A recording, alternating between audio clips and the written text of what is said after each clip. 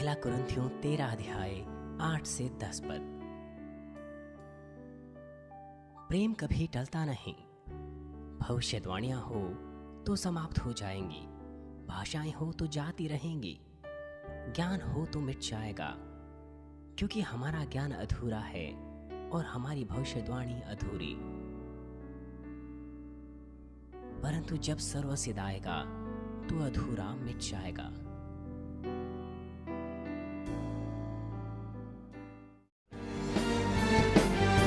स्वर्ग ले जा सके तो आप अपने साथ क्या ले जाना चाहेंगे? एक चीज है जो स्वर्ग में सबसे अधिक बहुमूल्य होगी, ये प्रेम है। ये वो प्रेम है जो हमारे हृदय में जोता गया है जब हम इस संसार में रहते हैं आंसू, दुख और पीड़ाओं के साथ।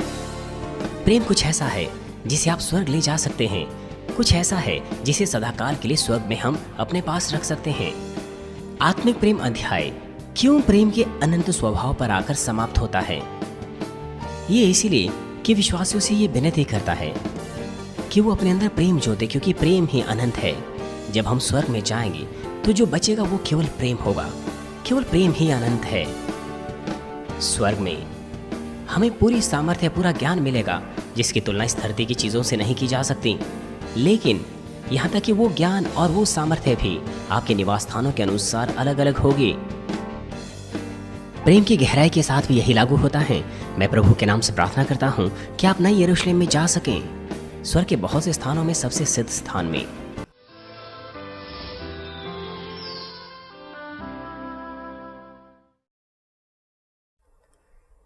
मसीह में प्रिय भाइयों और बहनों और तमाम टीवी दर्शकों, आत्मिक प्रेम श्रृंखला के ऊपर यह 19वां सत्र है। यदि आप अपने साथ एक चीज ले जा सकें जब आप स्वर्ग जाएंगे तो आप क्या लेना चाहेंगे?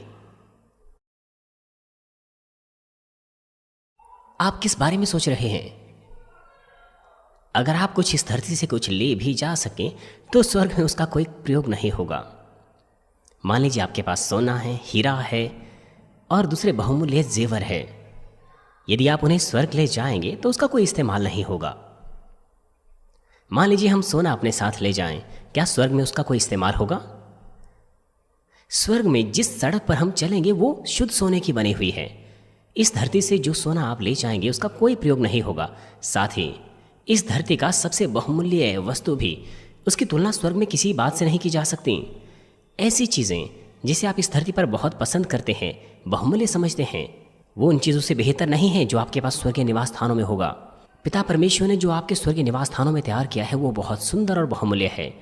परमेश्वर हमारे हृदय को समझता है और अपनी बेहतर कोशिश के द्वारा बेहतर वस्तुओं को हमारे लिए तैयार करता है। जब प्रभु वापस आएगा तो आत्मिक देह में हमारी आत्मा ही केवल ऊपर उठाई जाएगी। लेकिन एक ऐसी चीज है जो इस धरती से हम ले जा सकते हैं और वो स्वर्ग में बहुत बहुमूल्य चीज होगी। वो है प्रेम। वो प्रेम है जो हमारे हृदय में जोता जाता है जब हम इस धरती पर जीते हैं आंसू, दुख और पीड़ाओं के साथ। प्रेम कुछ ऐसा है जिसे हम स्वर्ग ले जा सकते हैं और कुछ ऐसा है सदाकाल के लिए जिसे हम स्वर्ग में रख सकते हैं। इसलिए मुझे आशा है कि आप इस धरती की चीज़ों पर मन नहीं लगाएंगे, वरन मुझे आशा है कि केवल इस प्रेम को आप अपने हृदय में रखेंगे।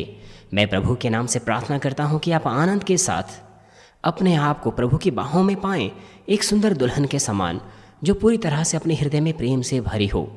मसीह में प्रिय भाइयों और बहनों, यदि हम आत्मिक प्रेम अध्याय को पूरी तरह से देखें तो 7 पद के बाद सारांश पाया जाता है। 8 से 12 पद में यह प्रेम के अनंत स्वभाव के बारे में बात करता है। यह बताता है कि केवल प्रेम ही अनंत है और प्रेम ही महान है। क्यों आत्मिक प्रेम का यह अध्याय प्रेम के अनंत स्वभाव पर आकर समाप्त होता है? आत्मिक प्रेम अध्याय पर जब संदेश देने मैंने शुरू किए थे, मैंने आपको पृष्ठभूमि के बारे में बताया था कि ये अध्याय क्यों लिखा गया है। ये संदेश कुरिन्थ की कलीसिया के लिए प्रेरित पौलुस के पत्र है। कुरिन्थ की कलीसिया में वाद विवाद चल रहा था कि बड़ा कौन है। ऐसी स्थिति में पौलुस ने उन्हें लिखा, उन्हें सिखाने के लिए कि प्रेम ही सबसे उत्तम है, कोई दूसरा आत्मिक दान या दूसरे परमेश्वर के काम नहीं है। इसीलिए प्रेम के बारे में सामान्य रूप से बात करने के बाद उसने प्रेम को महत्व दिया कि प्रेम ही सबसे उत्तम है, जो इस अध्याय का सारांश है। वो विश्वासियों से विनती कर रहा था कि सबसे अधिक वो प्रेम को जोतें, क्योंकि प्रेम ही अनंत और सिद्ध है। आइए हम अब वास्तविक संदेश में जाएंगे। 8 पद में लिखा है, प्रेम कभी टलता नहीं।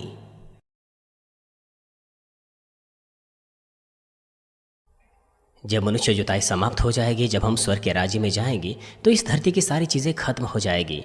प्रकाशित वाक्य 21 अध्याय 1 पद में लिखा है, फिर मैंने नए आकाश और नई पृथ्वी को देखा, क्योंकि पहला आकाश और पहली पृथ्वी जाती रही और समुद्र भी नहीं रहा। हालांकि प्रकाशित वाक्य के संदेशों में विस्तार पूर्वक आपको ये बताया जाएगा, ना केवल स्वर्ग और धरती, ना ही समुद्र, वरन वो सारी चीज़ें जो शरीर से संबंध रखती है गायब हो जाएगी। शरीर क्या है? ये वो सब कुछ है जो नाश हो जाता है, जो बदल जाता है। शरीर की सारी चीज़ें जो इस धरती की है अंत में नाश हो जाएगी, गायब हो जाएगी। यहाँ तक कि अगोचर या अस्पृश्य चीज़ें जैसे कि संपत्ति, अधिकार और विख्याति, वो भी नाश हो जाएगी। भजन संहिता 103 अध्याय 15 पद कहता है, मनुष्यों की आयु घास के समान होती है, वह मैदान के फूल की नाई फूलता है। यहाँ तक कि सबसे सुंदर और सुगंधित फूल भी मुरझा जाएंगे। यहाँ तक कि हरे पेड़ पौधे भी किसी ना किसी दिन पीले पड़ जाएंगे। सारी शारीरिक चीज़ें बदल जाती हैं और अंत में खत्म हो जाती हैं। और साथ ही जब हम स्वर्ग में जाएंगे तो सारी पाप की और अंधकार की चीज़ें जैसे कि बैर, ईर्ष्या, जलन, झगड़ा, वो गायब हो जाएंगे। स्वर्ग में कोई बुराई नहीं है, वो इसीलिए क्योंकि तमाम दुष्ट आत्माएं जो मनुष्य जुताई के दौरान तमाम अंधकार का संचालन करती है, वो अथाह कुंड में कैद की जाएगी। आज के पाठ में लिखा है, भविष्यवाणियाँ हो तो समाप्त हो जाएगी, भाषाएं हो तो जाती रहेगी, ज्ञान हो तो मिट जाएगा। ये चीज़ें ना तो असत्य है ना शारीरिक है, ये तो आत्मिक चीज़ें हैं। लेकिन ये क्यों मिट जाएगी? वो इसीलिए क्योंकि स्वर्ग में हमें इनकी आवश्यकता नहीं। 10 आयत में लिखा है, परंतु जब सर्वसिद्ध आएगा तो अधूरा मिट जाएगा। जब प्रभु वापस आते हैं और जब हम हवा में उठा लिए जाते हैं, इस तरह से जब वो सिद्ध आएगा, सर्वसिद्ध आएगा, तो अधूरी चीज़ें मिट जाएगी, क्योंकि उनका कोई इस्तेमाल नहीं होगा। स्वर्ग आत्मिक क्षेत्र में है और वो पूरी तरह से सिद्ध है। और स्वर्ग में हम सब बातों को साफ रीति से जान जाएंगे।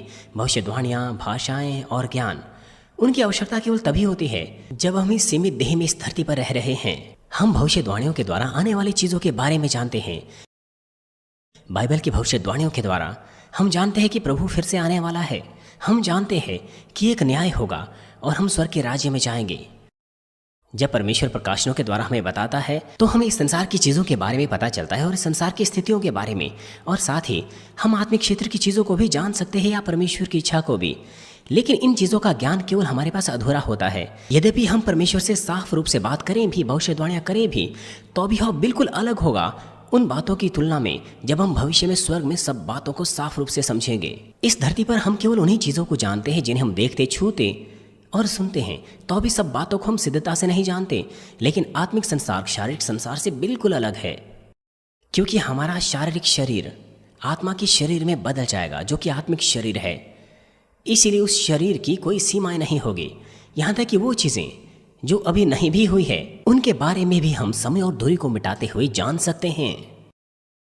इसलिए हम उन मनों को, उन दिलों को भी पढ़ सकते हैं जो आंखों से नहीं दिखते। इसलिए स्वर्ग में हम यहाँ तक कि पौधों और जानवरों से भी बात कर सकते हैं। ऐसा नहीं है कि पौधे या जानवर वास्तविकता में बोलते हैं, लेकिन वो अपने विचारों को अलग अलग तरीकों से जाहिर कर सकते हैं।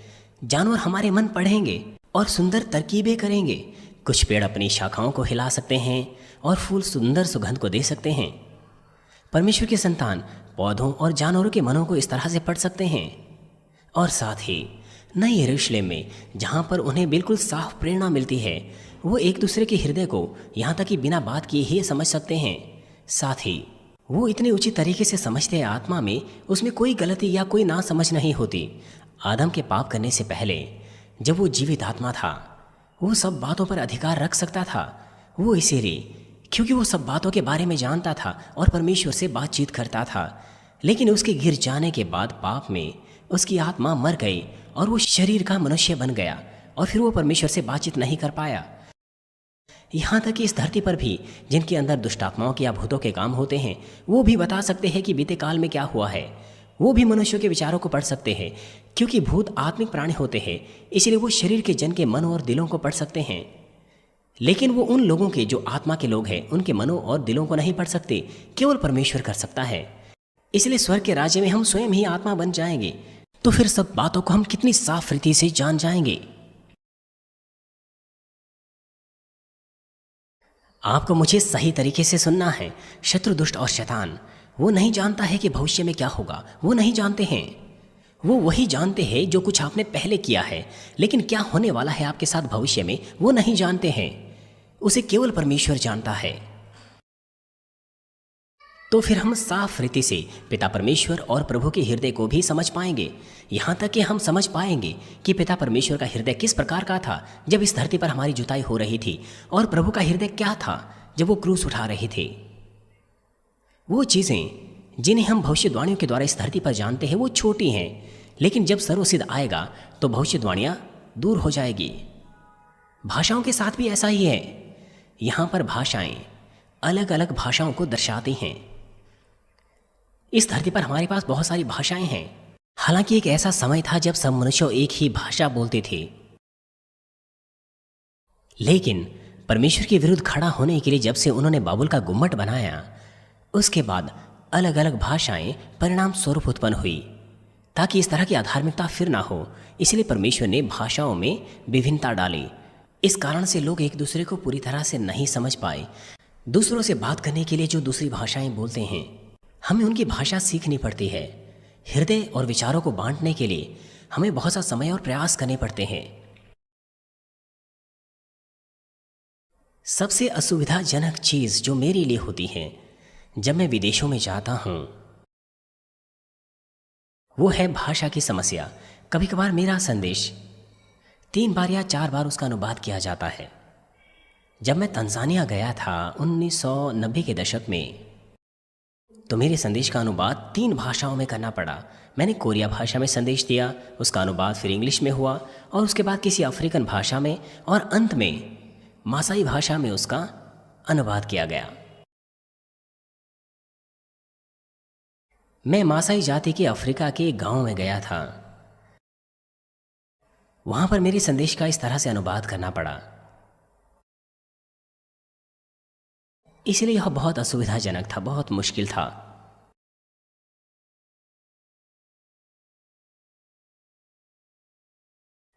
हमारी मिशन टीम के मामले में वो बहुत से देशों में जाते हैं।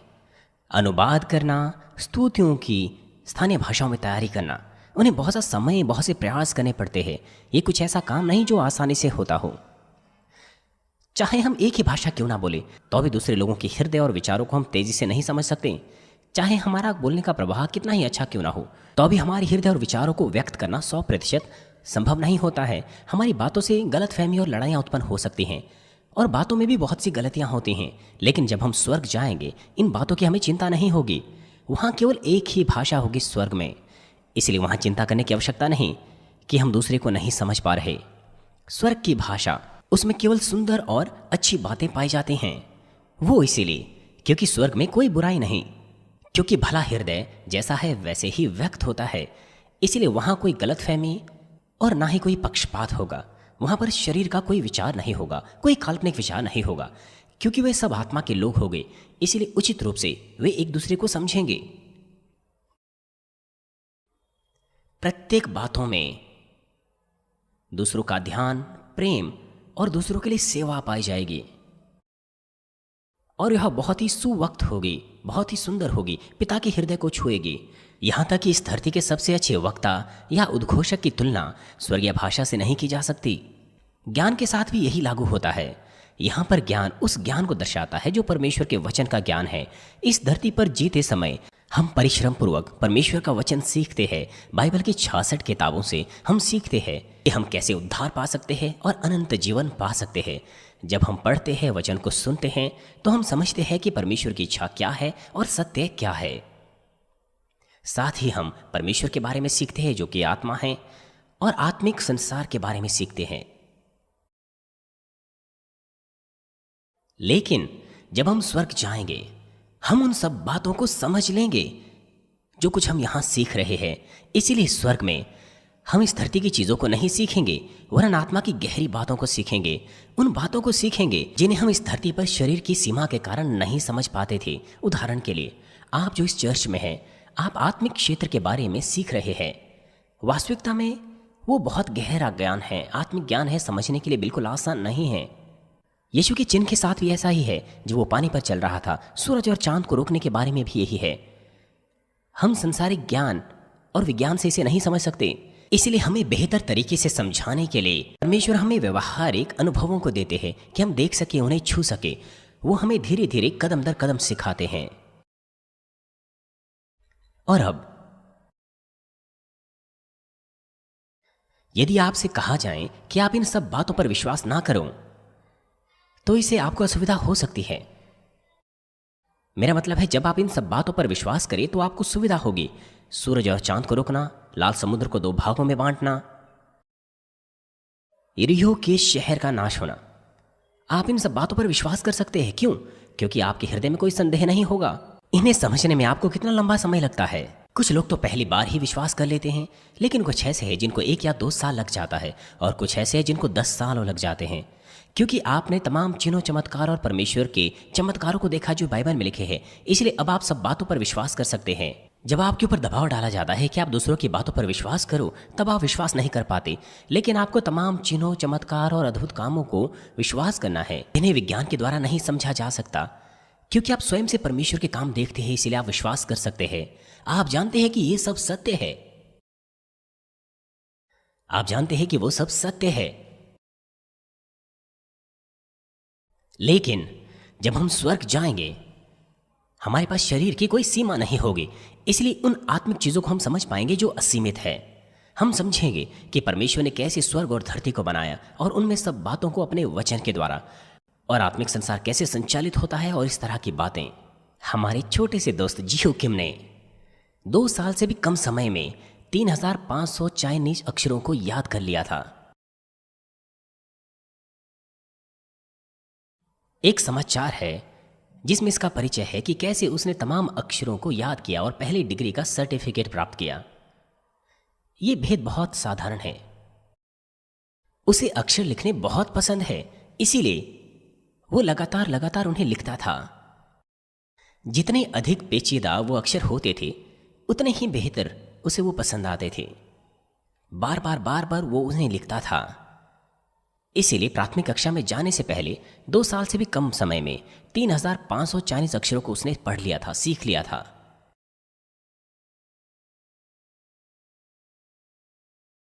तो वो मुश्किल अक्षरों को इस्तेमाल करके चाइनीज मुहावरों में उन्हें वापस जवाब देता है। उदाहरण के लिए, यदि उसके माता पिता उसे कहते हैं कि चाहे आप कितनी ही बार इसे क्यों ना सुनो, तो भी एक बार गाने से बेहतर ये नहीं है, फिर वो उत्तर देता है कि गाना विश्वास करना है।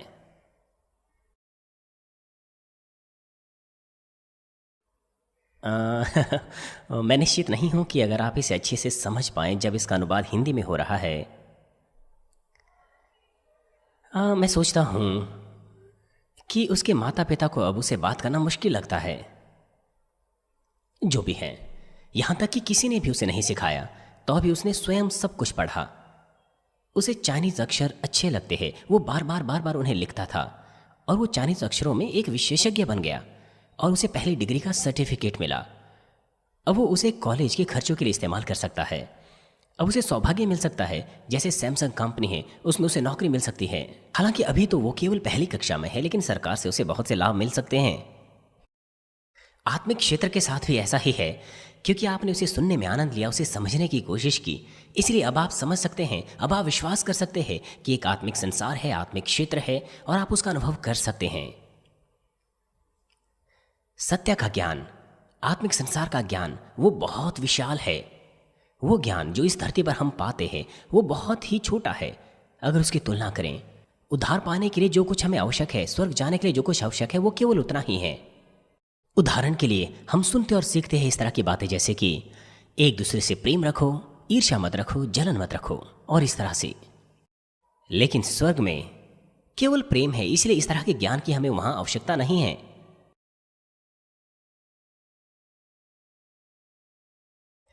क्या आपको लगता है वहां पर आपको विश्वास की आवश्यकता है? स्वर्ग में आप स्वाभाविक तौर पर सब बातों में विश्वास कर सकते हैं क्योंकि आप उन्हें छू सकते हैं, देख सकते हैं। स्वर्ग में आपको विश्वास की आवश्यकता नहीं है।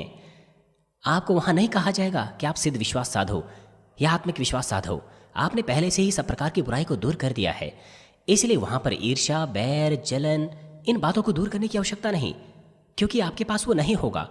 क्योंकि आप सब बातों को जानते हैं, इसलिए वहां पर भविष्यवाणी की आवश्यकता नहीं। क्योंकि हर वक्त हर कोई एक ही भाषा का इस्तेमाल करेगा, इसलिए वहां पर अन्य अन्य भाषाओं की आवश्यकता नहीं। इस संसार के ज्ञान के द्वारा हम केवल अधूरा ही समझ पाते हैं स्वर्ग ज्ञान के बारे में, स्वर्ग के बारे में, लेकिन स्वर्ग में केवल प्रेम है। इसलिए इस धरती का जो ज्ञान है वो आवश्यक नहीं है। इस तरह के ज्ञान के द्वारा केवल आप स्वर्ग को अधूरा समझ पाएंगे। लेकिन आप स्वर्ग के बारे में बहुत सी बातें जानते हैं, क्योंकि स्वर्ग और नर्क किताबें वो प्रकाशित की जा चुकी है। आपने उन्हें पढ़ लिया है। आप पहले से जानते हैं कि स्वर्ग और नर्क किस प्रकार का है। ये किताबें बहुत सी भाषाओं में अनुवाद हो चुकी हैं ताकि बहुत से लोग उन्हें पढ़ सकें। यदि हमें स्वर्ग के बारे में विस्तार पूर्वक लिखना पड़े तो बाइबल की 66 किताबें भी पर्याप्त नहीं होगी। और अब क्या आप में से कोई ऐसा है जो इस चिंता में है कि आपको स्वर्ग में भी पढ़ाई करनी पड़ेगी? स्वर्ग में हमारी शिक्षा वो बोरिंग नहीं होगी या मुश्किल नहीं होगी। आत्मा बुद्धिमान है, वो आसानी से समझ पाएगी, और साथ ही ये आनंद भरा होगा सीखना, क्योंकि हम उन बातों को समझ पाएंगे जिन्हें हम इस धरती पर नहीं समझ पा रहे थे। जब हम स्वर्ग में जाएंगे हम बुद्धिमान हो जाएंगे और इस धरती के सबसे अधिक विद्वान या डॉक्टर से भी कहीं ज्यादा विद्वान होंगे। इसीलिए बहुत सा ज्ञान इस धरती पर प्राप्त करना वो महत्वपूर्ण बात नहीं है। इस संसार का ज्ञान केवल अधूरा है और वो मिट जाएगा। मान लीजिए आप कुछ अध्ययन करना चाहते हैं, पढ़ाई करना चाहते हैं, आप सब कुछ पढ़ना चाहते हैं, विज्ञान, चिकित्सक विज्ञान, एटोनॉमिक्स, politics, geology, music, sports, piano बजाना और इस तरह से। लेकिन आप उनका क्या इस्तेमाल करेंगे? मेरा मतलब है किस बात के लिए आप उनका इस्तेमाल करेंगे? चाहे आप इन सब बातों को अच्छे से भी करें, लेकिन उन सब का इस्तेमाल कहां है?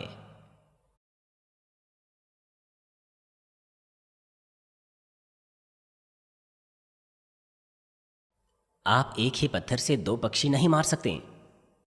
आपको किसी विशेष चीज पर मन लगाना होता है। क्या आपको लगता नहीं? हमारे पास बहुत से प्रतिभाशाली लोग हैं और अद्भुत बच्चे हैं। आप में से कुछ ऐसा सोच सकते हैं कि बहुत से, लेकिन मुझे तो लगता है कुछ ही है। लेकिन आप आसपास देखिए तो इस चर्च में आपको बहुत से प्रतिभाशाली लोग मिलेंगे। वो बहन जिसने पिछली रात को विशेष प्रस्तुति दी थी, वो टीवी पर बहुत ही मशहूर व्यक्ति हैं। बहुत सी प्रसारण कंपनीज जैसे कि KBN, NBC, SBS, वो कहते हैं, उसका इंटरव्यू लेने के बाद उन्होंने कहा कि वो बहुत ही प्रतिभावान है। मैं निश्चित नहीं हूं कि उन्होंने उसे विश्वविख्यात पियानिस्ट कहा या नहीं, लेकिन आपने उसे पियानो बजाते हुए देखा पिछली रात को। क्या उसने कॉर्ड्स पर नजर डाली? चाहे वो कुछ भी क्यों ना था, चाहे वो कोई भी संगीत क्यों ना था, उसने उन्हें नहीं पढ़ा। जब वो सबसे पहले इस चर्च में आई वो देख नहीं पाती थी। उसकी मां को उसकी मदद करनी पड़ती थी, लेकिन अब वो पियानो को इस तरह से बजाती है। अब दूसरी चीजों को देखने में ऐसा लगता है उसे कोई समस्या नहीं है और वो अच्छे से देख सकती है अब। और अब वो लगभग 400 भजनों पर पियानो बजा सकती हैं।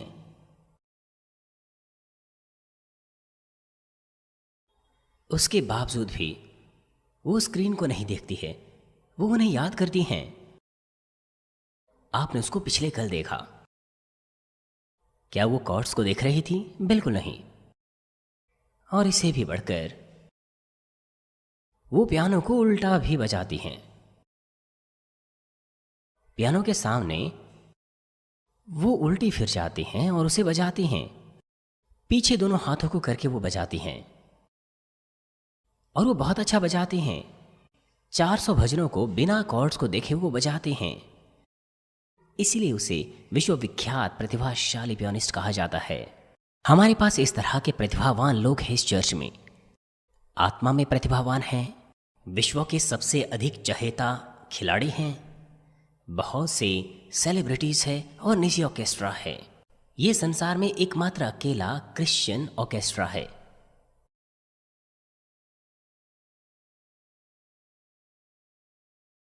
लोग कहते हैं कि निजी ऑर्केस्ट्रा एकमात्र अकेला क्रिश्चियन स्पेशलाइज्ड ऑर्केस्ट्रा है। इसीलिए यह महत्वपूर्ण है कि हम सत्य का वचन जानें और स्वर्ग के बारे में जानें, लेकिन इससे भी बढ़कर महत्व यह है कि हम प्रेम को साधें। केवल तब जब परिश्रम पूर्वक अपने हृदय का हम खतना करें और प्रेम को साधें, तभी हम स्वर्ग के राज्य में जा सकते हैं और खुशी से वहां पर सदाकाल के लिए रह सकते हैं। मानवीन के सदस्य आत्मिक संसार के बारे में बहुत सी बातें सीख रहे हैं। आप गहरी आत्मिक बातों को सीखते हैं और साथ ही भविष्यवाणियों के द्वारा जो हमें विशेष अवसरों पर दी जाती हैं, आप बहुत सी बातें आत्मिक क्षेत्र के बारे में सुनते हैं। मैंने आपकी अगुवाई की है ताकि ना केवल आप उन्हें सुने वरन अनुभव भी करें। मैंने आपकी अगुवाई की है ताकि आप एहसास करें कि एक आत्मिक संसार वास्तविकता में है, जैसे मानो आप अपने हाथों से उसे छू सकते हैं। मेरे घर में मैंने नई यरूशलेम का एक मॉडल बनाया है और आपने नई यरूशलेम की सुंदरता को महसूस किया।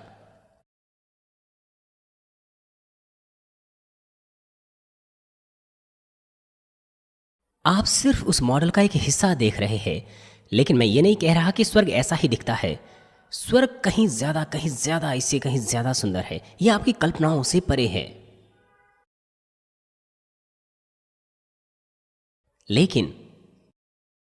लेकिन स्वर्ग को किसी तस्वीर में नहीं खींचा जा सकता। कैसे लोग वहां के रत्नों से निकलने वाली चटकीले और तेजस्वी उज्जवल रंगों की ज्योतियों की चित्रकारी कर सकते हैं। लेकिन अब आप देखते हैं, मेरा मतलब है जो कुछ आप अभी देख रहे हैं वो केवल एक मॉडल है जो कुछ परमेश्वर ने मुझे स्वर्ग के बारे में बताया। कम से कम आपको थोड़ा सा सुझाव मिलेगा कि नया यरूशलेम कितना सुंदर है। परंतु यद्यपि हम इतना जान भी लें तो भी हम उतना साफ रीति से कभी नहीं जान पाएंगे जितना साफ रीति से हम उसे आमने सामने देखेंगे नई यरूशलेम में। और जो खुशी हमें नई यरूशलेम में मिलेगी उसकी भी मुश्किल से कल्पना की जा सकती है। आज के पाठ के 11 पद भी कहता है कि इस धरती पर आत्मिक चीजों की समझ का स्तर बालकों की समझ का स्तर है। दूसरे शब्दों में यह ऐसा धुंधला है जैसे मानो हम दर्पण में देख रहे हो। चाहे प्राथमिक कक्षा का विद्यार्थी कितना ही ज्ञान क्यों ना पाए, तो भी कॉलेज के विद्यार्थी की ज्ञान की तुलना उससे नहीं की जा सकती। हालांकि कुछ अपवाद हो सकते हैं। भाई जी हूं, वो एक अपवाद है। वो चाइनीज अक्षरों के बारे में काफी हद तक जानता है और बाइबल कहती है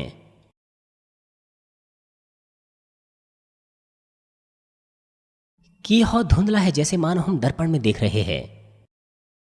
जो कुछ भी आप आत्मिक संसार के बारे में जानते हैं आजकल के दिनों में वो काफी साफ है, लेकिन जो दर्पण इस आयत में लिखा है ये 2000 वर्षों से भी कहीं ज्यादा पुराना है। आप नजदीकी से और साफ रीति से अपना चेहरा देख सकते हैं अगर आप आज शीशे में देखते हैं, लेकिन 2000 वर्ष पहले ऐसा नहीं था क्योंकि शीशा साफ नहीं होता था। जब हम स्वर्ग में जाएंगे हम सब बातों को साफ रूप से समझ पाएंगे। आप कल्पना क्यों नहीं करते? प्रेम करना, पिता परमेश्वर के साथ और प्रभु के साथ रहना, यहां तक कि इस धरती पर भी अगर आप परमेश्वर से प्रेम करें, अगर आप उससे प्रेम पाएं तो आप बहुत खुश होंगे।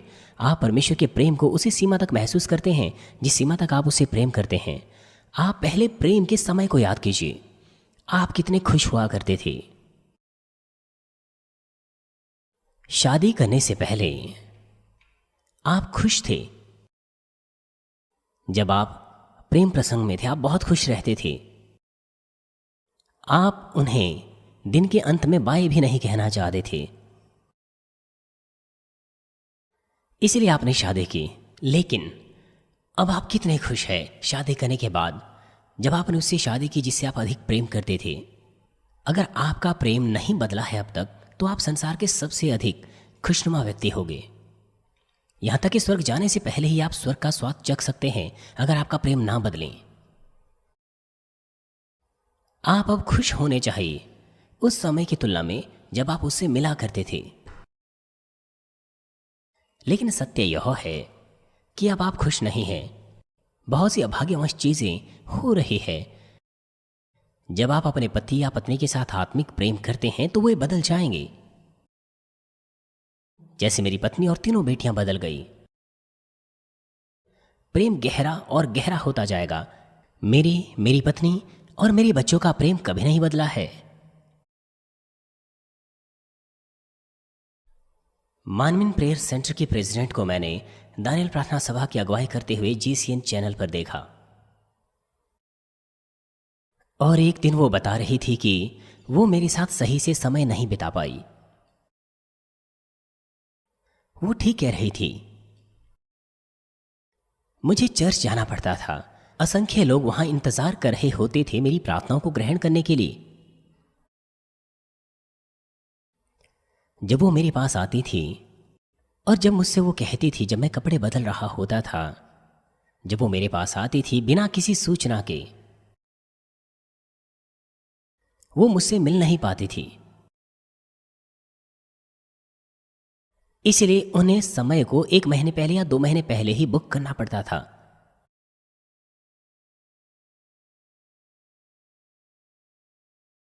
मेरा मतलब है, उन्हें अपॉइंटमेंट लेना पड़ता था मुझसे मिलने के लिए। और जब समय आ पहुंचता था तो मैं दरवाज़ा खुला छोड़ देता था ताकि वो अंदर आ सकें। मैंने अपना वादा हमेशा से निभाया।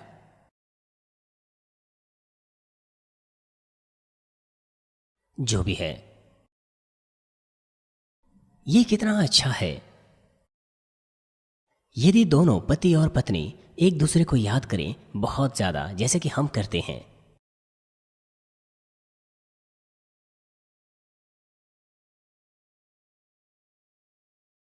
यदि वो एक दूसरे को बहुत ज़्यादा इस तरह से याद करें तो वो कभी वाद विवाद नहीं करेंगे, ना ही एक दूसरे के विरुद्ध कोई दुर्भावनाएं रखेंगे।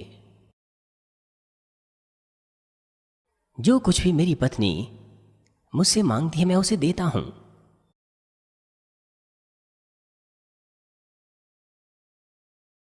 मेरी पत्नी ने मुझे फ़ोन किया लंच के समय के दौरान।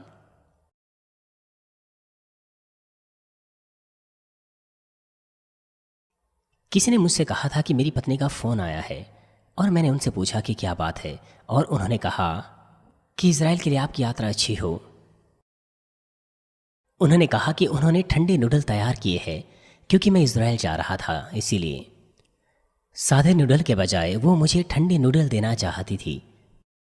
और फिर उन्होंने एक बात और कही कि मुझे कुछ चाहिए।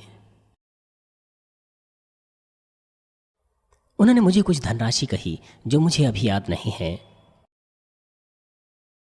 मैंने उनसे पूछा नहीं कि आपको कितना चाहिए, मैंने सिर्फ उन्हें दे दिया। मैंने उन्हें पर्याप्त दे दिया ताकि उन्हें कोई परेशानी ना हो। मुझे आशा है कि तमाम मानन के सदस्य विवाह करने के बाद खुश और खुश रहेंगे। ये कितना अच्छा होगा अगर ये इस तरह से होगा। पिता परमेश्वर आपको जानते हैं और सावधानी से आपको देखते हैं। बहुत से लोगों में अगर आप प्रार्थना करते हैं तो वो आपको उत्तर देते हैं और वो आपको हमेशा सुरक्षित रखते हैं। वो दिखाते हैं कि आपके रोज़मर्रा के जीवन में चाहे बड़ी हो या छोटी हो, वो आपसे प्रेम करते हैं। अगर आप अपने हृदय में परमेश्वर के प्रेम से भरे हो तो आप खाना भी ना खाएं तो अभी आप खुश रहेंगे और स्वर्ग में यह आनंद सदाकाल के लिए रहेगा। आप सदाकाल के लिए उनके साथ रहते हुए यह प्रेम साझा करेंगे। लंबे समय के बाद जब दुल्हा दुल्हन मिलते हैं तो उनकी खुशी कितनी महान होती है। वो कितना खुश रहेगी यदि वह अपने दुल्हे के साथ अलग हुए बगैर सदाकाल के लिए रहेंगी। जब हम स्वर्ग में जिएंगे तो हम प्रभु की बाहों में रहेंगे और हम उनसे बात कर सकते हैं और हम उनके साथ जीवन की नदी के पानी के पास से गुजर सकते हैं और साथ ही फूलों की सड़क पर भी उनके साथ चल सकते हैं। जब हम स्वर्ग जाएंगे तो जो हमारे साथ जाएगा वो केवल प्रेम है, केवल प्रेम ही अनंत है। क्योंकि आप मुझसे बहुत प्रेम करते हैं, इसलिए हर वक्त आप मुझे याद करते हैं। यहां तक कि शुक्रवार को मुझसे मिलने के बाद भी आप मुझे याद करते हैं। आप लोग मुझसे शुक्रवार को, शनिवार को, रविवार को मिलते हैं। ऐसा होने के बावजूद भी दूसरे दिनों में आप मुझे याद करते हैं और फिर हर वक्त मुझसे हाथ मिलाने की आप कोशिश करते हैं। इसलिए मैं प्रभु के नाम से प्रार्थना करता हूँ कि आप केवल इस बात के द्वारा आनंदित होंगे कि आपके हृदय में प्रेम उन्नति कर रहा है।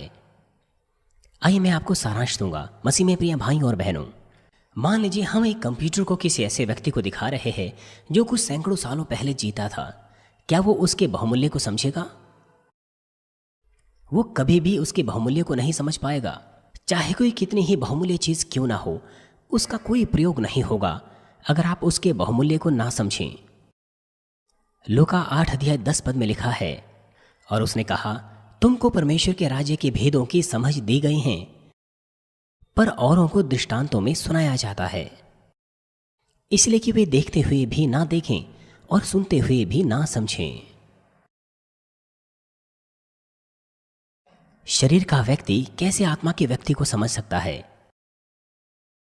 नए विश्वासी आत्मिक संसार के बारे में नहीं बता सकते हैं जिसकी हम बात कर रहे हैं, लेकिन यदि वे लगातार विश्वास करते रहें इन बातों को, तो फिर उसका मतलब बनेगा।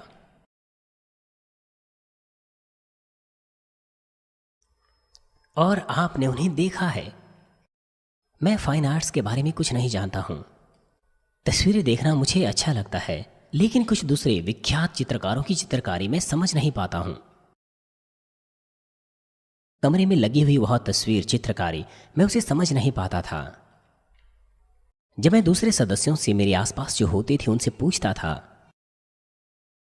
तो वो भी उत्तर नहीं दे पाते थे, वो भी नहीं जानते थे। यद्यपि उस चित्रण का नाम पक्षी होता था, तो अभी मैं नहीं समझ पाता था, क्योंकि उसमें कोई पक्षी होता ही नहीं था। फाइन आर्ट्स के प्रोफेसर सियोल नेशनल यूनिवर्सिटी में वो अपने दाहिने हाथ से चंगे हुए। हॉस्पिटल ने कहा था उन्हें 6 महीने का इंतजार करना पड़ेगा फिर से अपने हाथ का इस्तेमाल करने के लिए, लेकिन उन्होंने मेरी प्रार्थनाओं को ग्रहण किया और वो अपने दाहिने हाथ से चंगे हो गए। और फिर उन्होंने एक एग्जीबिशन खोला और मैं उनके एग्जीबिशन में गया था। उनकी चित्रकारियां पहले, दूसरे और तीसरे मंजिलों में सजी हुई थी, लेकिन समस्या यह थी कि मैं उन्हें नहीं समझ पा रहा था। हालांकि मैंने उन्हें नहीं कहा था कि मैं आ रहा हूं, नहीं तो उन्हें मेरी वजह से उस एग्जीबिशन में आना पड़ता, इसलिए मैंने उन्हें नहीं बताया। लेकिन वो उसी दिन वहां पर आ गए, इसलिए उन्होंने मेरी मदद की और बहुत सी बातें मुझे बताई। तो भी मैं उन्हें उनकी तस्वीरों को नहीं समझ पाया। जो कुछ वो सोचते हैं उसके अनुसार उन्होंने चित्रण किए थे, लेकिन मैं उन्हें नहीं समझ पाया, और मेरे आसपास मेरे लोग वो भी नहीं समझ पाए। मैंने उनसे पूछा कि ये चित्रण किस तरह से किए गए हैं। मैंने कोशिश की समझने की, लेकिन नहीं समझ पाया, और मैंने देखा कि वो चित्रकारियां बहुत कीमती थी। यदि आप आत्मिक क्षेत्र को ना समझें, अगर आप बाइबल ना समझें, तो यह आपके लिए कितना दुखदायी है। अगर आप प्राथमिक कक्षा के बच्चे हैं और इसी कलीसिया में पले बड़े हैं, तो आप महान महसूस करेंगे, क्योंकि आप बहुत सी चीजें सीखते हैं उस आत्मिक संसार के बारे में। यीशु उन लोगों पर दया करता था जो स्वर्ग के राज्य के सुसमाचार को नहीं समझते थे, जो उस पर विश्वास नहीं करते थे। ये कितनी महान आशीष है स्वर्ग के राज्य, परमेश्वर के राज्य के भेदों को जानने का। हम परमेश्वर के राज्य के भेदों को जानते हैं। आत्मा की आंखों से आप देख सकते हैं कि प्रेम का मूल्य क्या है, जो सबसे अधिक मूल्यवान है। इसलिए आप संसारिक इच्छाओं को एक तरफ रखकर स्वर्ग की ओर बढ़ते हैं। परमेश्वर आप में से वे जो इस तरह से सक्रिय है, उन्हें सबसे बहुमूल्य जानता है, मानता है। लेकिन हमें हमेशा अपने आप को जांचना है कि क्या हमारा हृदय धीमा तो नहीं पड़ गया। क्या हम सचमुच आत्मिक प्रेम को साध रहे हैं इन आशीषों को बनाए रखने के लिए। यदि आप एक लंबे समय से मसीह हैं, यदि आपने ऊंचा पद पा लिया है, तो आपको हमेशा और अधिक सचेत रहना चाहिए। आपको बार बार जांचना है कि क्या आत्मिक प्रेम के लिए अधिक लालसा है आपके पास। कहीं आप प्रेम को अनदेखा तो नहीं कर रहे दूसरों की सेवा में और अपने आप को दीन बनाने में। जब हम स्वर्ग जाएंगे तो हम एहसास करेंगे कि वो चीज़ें जो इस धरती पर हमारे पास थी वो कितनी अर्थ रहित थी, और हम यह भी एहसास करेंगे कि वो लोग कितने महान हैं जिन्होंने प्रेम को साध लिया है। इसलिए जहाँ कहीं भी हम क्यों ना हो, जो कुछ भी क्यों ना करें, हमें वापस प्रेम के साथ लौटना है, जो सबसे महत्वपूर्ण है और मूल है और पहली चीज़ है। और अब के बाद मैं आपसे विनती करता हूँ कि आप और भी अधिक परमेश्वर से प्रेम रखें। मुझे आशा है कि वचनानुसार आप जीवन जिएंगे रात और दिन। ये है परमेश्वर से प्रेम करना। और साथ ही मैं आशा करता हूँ कि आप दूसरों के लाभ को खोजने की कोशिश करेंगे अपने के बजाय। ये है अपने पड़ोसियों से प्रेम रखना। इसलिए जब सर्वसिद्ध आएगा, दूसरे शब्दों में जब हम स्वर्ग जाएंगे, मुझे आशा है कि आप ऊंचे उठाए जाएं। स्वर्ग में हम पूरी सामर्थ्य और ज्ञान को प्राप्त करेंगे जिसकी तुलना इस संसार की चीज़ों से नहीं की जा सकती। परंतु यहाँ तक कि वो सामर्थ्य और ज्ञान भी निवास स्थानों के आधार पर अलग अलग होंगे। प्रेम की गहराई पर भी यही लागू होता है। इसीलिए आप नई यरूशलेम में जाने पाएं। स्वर्ग के बहुत से स्थानों में से सबसे सुंदर स्थान में हमारे प्रभु यीशु मसीह के नाम से मैं प्रार्थना करता हूँ।